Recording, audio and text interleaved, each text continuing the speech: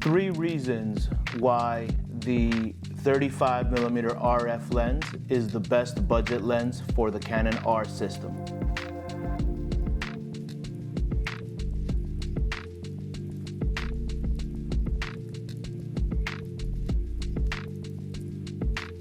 The first reason that we're going to talk about is the minimum focus distance for this lens. It has a minimum focus distance of less than 7 inches, meaning that when you're out shooting, you're able to get very, very close to a subject to really get some awesome detail in the shot.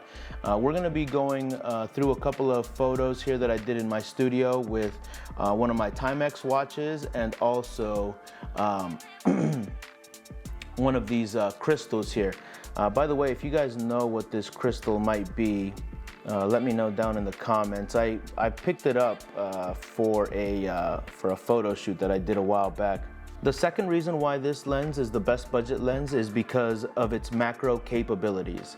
The minimum focus distance paired with the macro capabilities make it an incredibly sharp lens, especially when you're getting up close to a subject or you're trying to get really fine detail shots. When I'm doing product photography with this lens, I really like to get in there and do some focus stacking. If you guys don't know what focus stacking is, let me know down in the comments below and I'll happily make a video about how I use focus stacking in my product photography. All essentially is you set your lens to manual focus and you take a set of pictures at different focus points, and then you take it into an editing software and you combine all the photos to make sure to get a nice in focus. It gives it a very unique 3D effect. The third and probably my favorite reason why this lens is the best budget lens for the RF system is because it has a built-in stabilizer. Now, some people may say that the Canon RF50 or the Nifty 50 as some people call it is the best budget lens for the R system, but that would only be true if you're only talking about your price point. The Canon 50mm 1.8 does not have image stabilization, and it also does not have great of a minimum focus distance. I can see right here it has 0.98 feet of a minimum focus distance, where this one has a 0.56 foot minimum focus distance.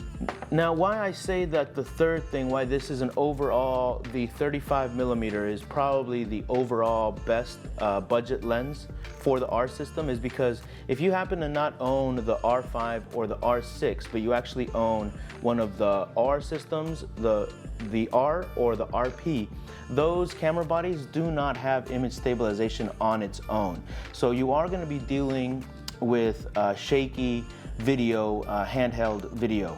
I have to say that the only time that I really notice that I'm not using stabilization or that I'm a little bit shaky is when I'm shooting video.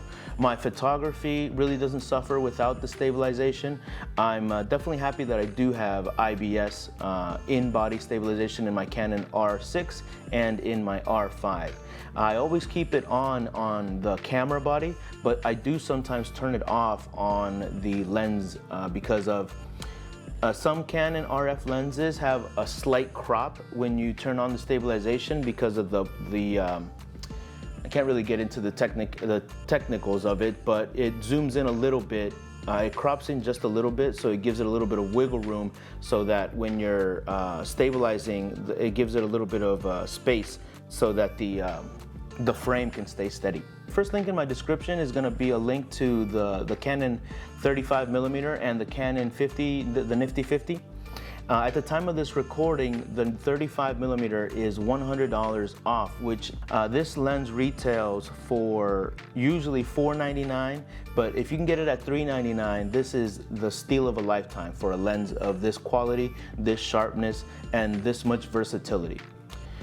The Canon 35mm RF lens has image stabilization, it has macro capabilities, and it also has a built-in stabilizer. This lens is absolutely perfect if you have the Canon R or the Canon RP, because both of those camera bodies do not have image stabilization. And I just checked the price on both of these lenses, and on Amazon they often have sales going on. The Nifty 50 usually has about $50 off, and the 35mm has $100 off. Go ahead and head down to the description, and the first two links are going to be Amazon affiliate links for both the Nifty 50 and the 35mm. If you guys are enjoying this kind of content, I would really appreciate you guys to give me a thumbs up. It really helps out the algorithm. And while you're down there, why don't you hit that subscribe button? I have a video coming out every week for the remainder of this year.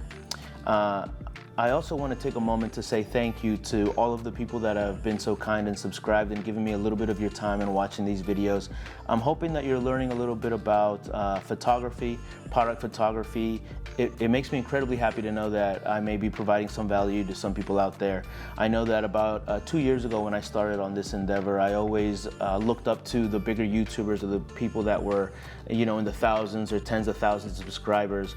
And I could never find that I could relate to them, because I would always, I don't want to say that I would compare myself to them, but I always thought that, you know, they were so far ahead of me that I could never catch up.